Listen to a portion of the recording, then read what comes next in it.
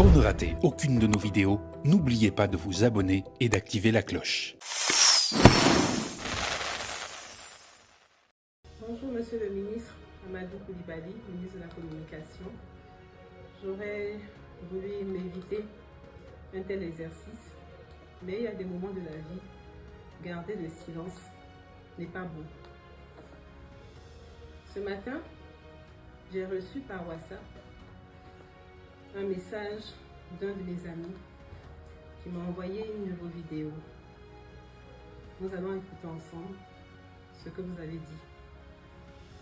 J'ai assisté à une mise en scène pathétique et des plus ridicules où, actualité faisant, on a réuni un parterre de personnes, dont la maman d'un influenceur, un avocat et la femme de l'ancien chef d'État, Laurent Gbagbo, avec pour idée de faire passer le régime pour un régime dictatorial, un régime policier. Pour ceux qui ne connaissent pas hier, quand ils entendent ça, ils peuvent dire « Ah oui, c'est vrai, parce qu'il y a des gens qui sont en prison. » Mais je vais couper là, parce que c'est la seule partie qui me concerne.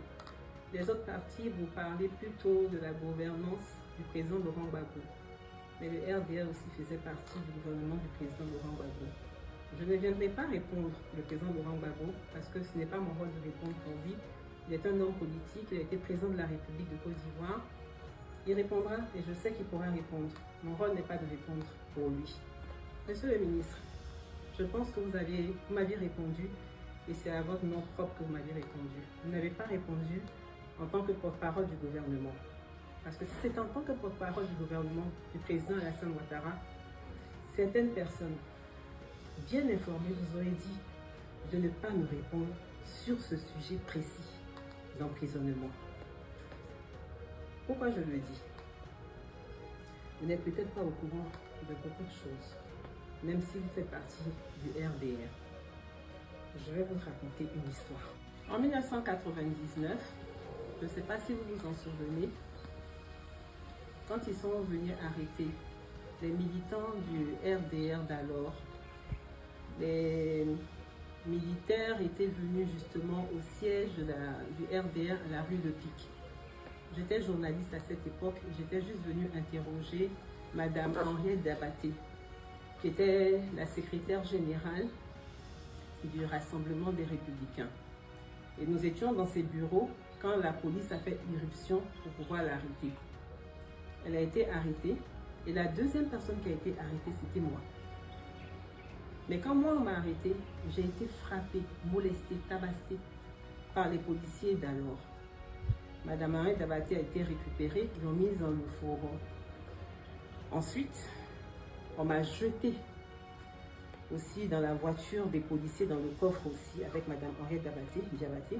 Et la troisième personne qui a été arrêtée, c'était le ministre Amadou Coulibaly, paix à son âme. Nous étions trois à avoir été arrêtés. Mais je tiens à faire une précision importante. Je n'étais pas militante du RDR, je ne suis pas militante du RDR et je ne pense pas être un jour aussi militante du RDR. Mon père m'a transmis deux choses. Mon amour pour l'Africa Sport National et mon amour pour le PDCI. Mon père est un militant du PDCI RDA. Donc, à cette époque-là, j'étais donc militante du PDCI RDA, même si je n'avais pas ma carte du PDCI RDA, j'avais de la sympathie pour ce parti politique. Et donc, on était trois, ils nous ont déportés jusqu'à l'école de police. Arrivé à l'école de police, mes patrons d'alors d'Africa numéro 1 ont commencé à appeler le ministre de la Communication, qui était Madame Danielle Boni-Clary, qui dit qu'ils ne comprennent pas pourquoi on peut arrêter une journaliste. Donc j'étais avec Madame Henriette Dabaté. Après les interventions, j'ai pu sortir, mais avant de sortir de l'école de police, tous les autres militants du RDR, qu'on a considérés comme des prisonniers du président Henri Konan Bédié, s'étaient constitués eux-mêmes prisonniers. Ils n'avaient pas été arrêtés. Les trois personnes qui ont été arrêtées au siège à la rue de Pic, c'était donc Henriette Dabaté en première position, en deuxième position c'était moi, et en troisième position Amadou Coulibaly. Arrivé à l'école de police, je suis restée quelques heures, mais après des interventions, j'ai pu sortir de l'école de police. Mais avant de sortir de l'école de police, comme j'étais journaliste et que j'avais pu être en contact avec la ministre Henriette Diabaté, elle m'a demandé de faire un certain nombre de choses pour elle. Moi, quand je fais quelque chose pour quelqu'un, je n'en parle pas. Parce que quand tu es éduqué, que tu fais quelque chose, tu dis pas j'ai fait ça, j'ai fait ça, j'ai fait ça. C'est à la personne de parler. À cette époque, je devais avoir 24 ans, 25 ans. Mais j'étais outrée qu'on puisse arrêter une mère. Je sais ce que j'ai pu faire pour la ministre Henriette Diabaté. Elle est encore vivante, Dieu merci. Elle pourra témoigner. Je ne connaissais pas la maca. Je ne sais même pas ce que c'est que la maca. Mais à cause d'Henriette Diabaté, j'y allais comme une fille l'aurait fait pour sa mère. Ce que vous dites que c'est une scène ridicule ou pathétique, moi j'appelle ça une scène empathique. C'est l'empathie qui m'a poussé à faire ça pour Henriette Diabaté, la ministre Henriette Diabaté. Alors que je n'étais pas membre de son parti politique, je n'étais pas militant de son parti politique. J'étais la fille d'un militant du PDCI RDA. Mais j'estimais qu'on ne pouvait pas faire ça à une maman. Donc j'ai agi comme une fille aurait agi pour sa mère. J'ai fait ça pour Madame Henriette Diabaté. Mais ce que j'ai fait, je ne le dirai pas. Ce que j'ai fait à 24 ans pour une maman, c'est ce que je fais aujourd'hui à plus de 50 ans pour un enfant de 25 ans. Ziggy, là, il a 25 ans aujourd'hui. Moi, j'avais entre 24 et je rentrais dans ma 25e année. Aujourd'hui, je suis une mère. Donc, j'ai agi pour Henriette Diabaté avec le cœur d'une fille. Et aujourd'hui, j'ai agi aussi pour le petit Ziggy, là, avec aussi le cœur d'une maman. Vous allez arrêter le président Laurent Gbagbo. Vous ne m'avez pas entendu. Parce que lui, c'est un homme politique. Il sait, il a fait ses choix de vie. Même si je trouvais que son incarcération était injuste. Mais je ne parlerai pas pour lui. Je n'aurais même pas parlé pour le jeune Ziggy. Mais c'est un trop-plein. C'est un trop-plein. Quand on a arrêté aussi les Gala Kolebi, les Dosso Charodé, j'ai été écœurée, mais je n'avais pas à parler. Puis moi, je ne suis pas du genre à parler. Mais venez me prendre aujourd'hui et puis me répondre en disant mon nom, monsieur le ministre, on ne le fait pas. Peut-être que vous avez oublié, mais moi, quand j'allais au siège du RDR, je vous voyais, et vous savez comment je vous voyais quand j'étais journaliste. À un moment donné, là, il y a la politique, là, et puis il y a la vie normale. On n'a pas besoin de faire tout ça. On n'a vraiment pas besoin de faire tout ça. Vous m'avez indexé. Et puis vous avez cherché à m'attribuer aussi des actions du gouvernement d'alors.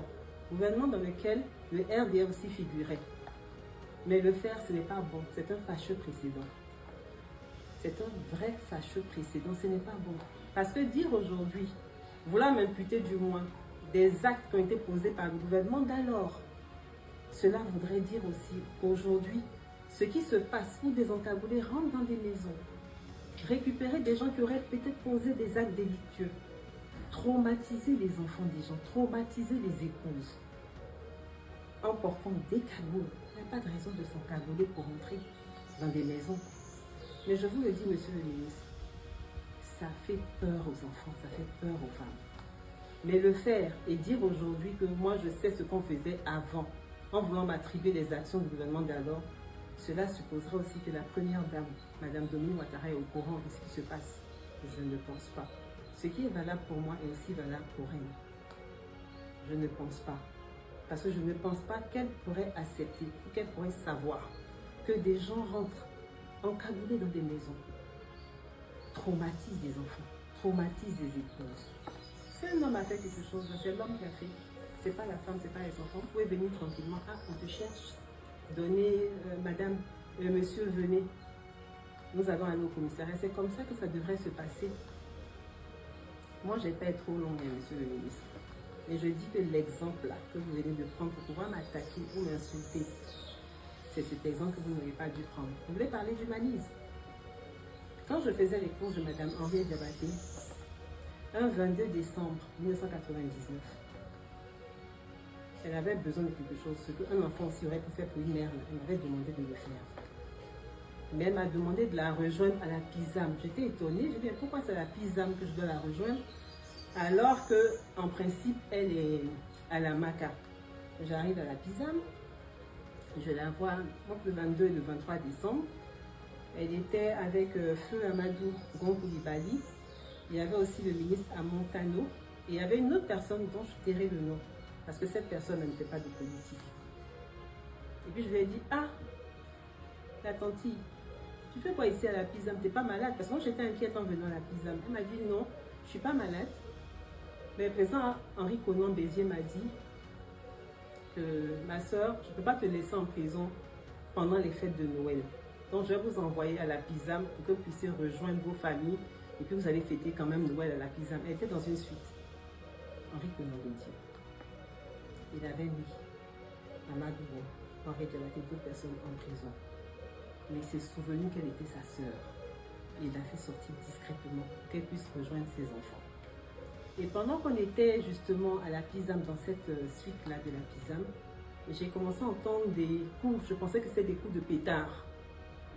Et puis j'ai dit, ah, c'est Banger. L'un d'entre eux m'a dit, c'est pas Banger. C'est des coups de feu, des coups de fusil. Et la personne a dit à la ministre Henriette Diabaté, nous allons vous ramener à la MACA. Monsieur le ministre, la suite de l'histoire, ça dépend de vous. Quand on est auprès d'un chef d'État, un monsieur qui a dirigé la Côte d'Ivoire, on se doit d'être profonde. C'est pour ça que je garde le silence, je ne parle pas. Et je ne parle pas parce que quand je commence à parler, je suis sans filtre. Mais le reste de l'histoire, ça dépend de vous. Je vous remercie et je vous souhaite une excellente journée. Merci.